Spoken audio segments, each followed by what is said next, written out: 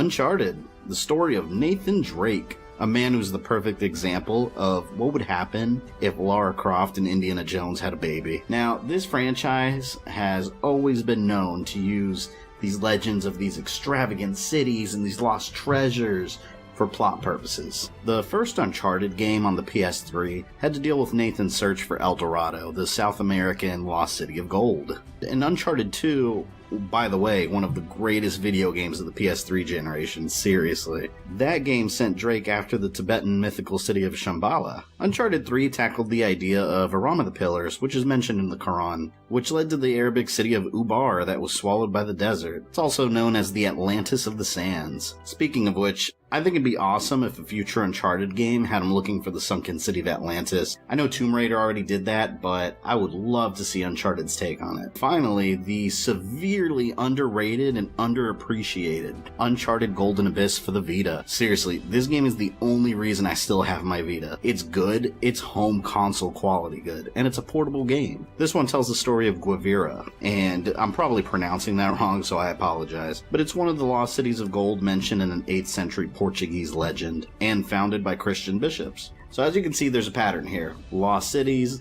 gold, etc. Uncharted 4 is no different. Now, before I start talking about it, I do want to mention there's a lot of twists and turns in this game. You know, when you think you've found something in the game, the story suddenly takes a turn, and you're off to go find something else all the way across the world. So if you've played the other Uncharted games, you know the pattern already. So this review is going to be mostly spoiler-free, but I am going to touch on some of the plot points, some of the main details. Right from the title screen, you know exactly what the story is going to have to do with pirates. And immediately this got my attention. I freaking love pirates. I think they're so cool. I mean, ask any kid what they want to be for Halloween, and they'll say a superhero, ninjas, pirates is right there in that same category for Halloween costumes. I mean, historically they were criminals that pillaged, raped, and plundered. But I find that part of history extremely interesting. It was the birth of so many mysteries and legends. When Assassin's Creed 4 got announced, mind you, that is pretty much my favorite modern game franchise, and when they combined it with pirates, I exploded with excitement. When all the Pirates of the Caribbean movies came out, I enjoyed every single one of those. I even have the Assassin's Creed pirate flag that I imported from Europe on eBay. And as usual in Uncharted, the story does have some basis in reality. You're looking for the lost treasure of legendary pirate Henry Avery, who actually did exist, and the possibly fictional lost pirate colony of Libertalia. I think this is really interesting, because this colony, the only time it's ever been mentioned in real life, was in the book A General History of the Pirates. It was written in 1724 by a mysterious author who identified himself as Captain Charles Johnson. Now, what makes this interesting is that this book is a huge source of where we got a lot of our information on how pirates lived, and a lot of information of the lives of some of the biggest pirates in history. So it makes you wonder if, there's more to this story than just legend. Anyways, getting off topic, this isn't a history class, so let's get back to the game. After his previous adventures, Nathan Drake has been enjoying his married life. At this point, he's pretty much given up the explorer's life and settled down. How was your day? Oh, it was fine. Mm-hmm. Typical day in paradise. Mm-hmm. I got to pull a bunch of garbage out of a river. Mm. Yes. And I usually don't mention graphics in games much because I don't feel that's what makes a game good or bad. But I do have to mention the graphics in this case. Reason being, Uncharted 4 absolutely raises the bar and pushes the PS4 power to amazing levels. I mean, the environments look so ridiculously good. I caught myself several times just staring at the screen, admiring the scenery, and taking screenshots on my PS4 as if I was really on a tropical vacation with my camera. Clearly, so much effort was put in by the developers to make everything look as good as possible. I mean, even character expressions can help tell the story without using any words. You can see on Drake's face how much married life has caused him to miss this life of adventure he used to have. I think it's storytelling at its best when something's produced so well that you don't have to explain to us gamers how a character feels. You can tell just by their expressions. This is what grades the lines between video games being video games and being interactive movies, interactive experiences. And soon enough, he finds himself going back to his old life. If he didn't, there wouldn't be Uncharted 4. Oh, and look at this. This is the best Easter egg of all time in all video game history. You may want to hold on to something. Okay, watch and learn. Oh, I'm learning all right. Is this it? No, it has to load. Load. Yes. This is taking a really long time. You have no patience. Then you play Crash Bandicoot. That's right. Crash Bandicoot, the original PlayStation 1 game. You are playing a game within a game. What? Is that it? You asked for it. Oh, you gotta be kidding me.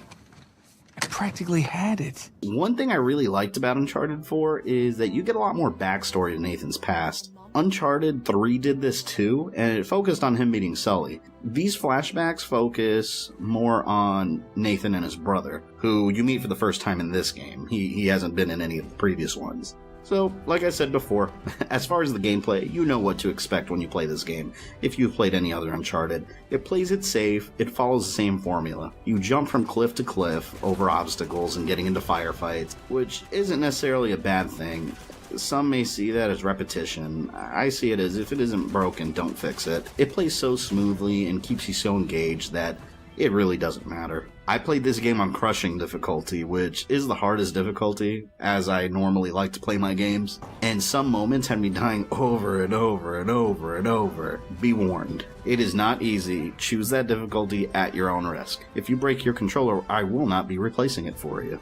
And the bad guy, as usual, is a greedy dude who wants money and power and has a private army under his control.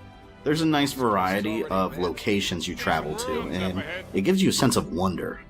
Every time you think you've reached what Drake was looking for, off you go to another location. Instead of finding what you're looking for, you just found a clue telling you your princess is in another castle, until the whole mystery gets unraveled by the end of the game. And when it does, it's worth all those hours of gameplay. There were moments where I told myself, okay, I'm just gonna play one more hour, and then I'll put the game down. But then more interesting things would happen, and 3 hours later, I was still playing. So I would have to go collect my eye drops and continue the gaming binge like a good little gamer. And I swear, Nathan Drake is invincible. He survives the most ridiculous things in this game. Naughty Dog took full advantage of what the PS3 can do. So much craziness that it makes all the action sequences in the other game look like child's play. He gets up without scratches on him, no broken legs, no sprained ankles, and he usually makes a sarcastic remark. Holy shit! Yeah. You good? Yeah.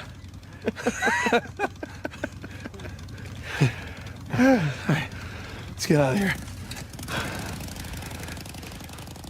You know, I've been jet skiing before, I've been ziplining, I've done a couple different things that you can consider action sports, I guess you can say.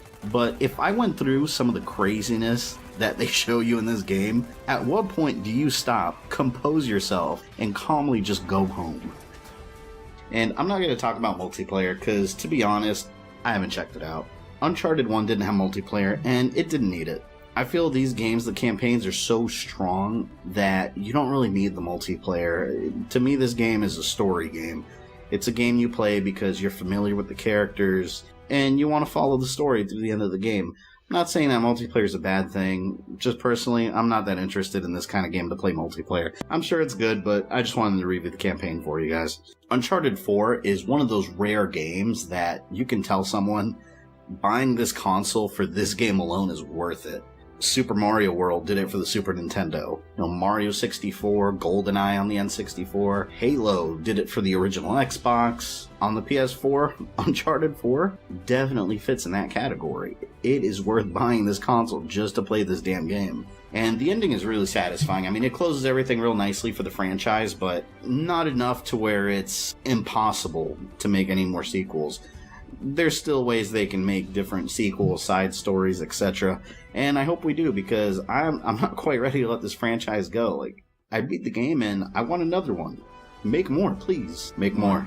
If you haven't picked this up yet, do yourself a favor and pick it up for your collection. But if you haven't played the older games yet, make sure you do that first. You really aren't going to get as much out of this game as you can without playing the older ones. Fortunately, you can get the Nathan Drake collection on PS4 that includes remastered versions of 1, 2, and 3, and those games are already fantastic looking. But having them on the PS4 remastered, they look even better. I hope you guys enjoyed the review. Leave a comment down below and hit like if you enjoyed this video. Make sure you check out my other videos too, especially check out my Doom Collector's Edition unboxing. You can click it right here on this screen. Make sure you check that out so you have a chance to win the giveaway that I'm doing. Subscribe. Anyways guys, till next time.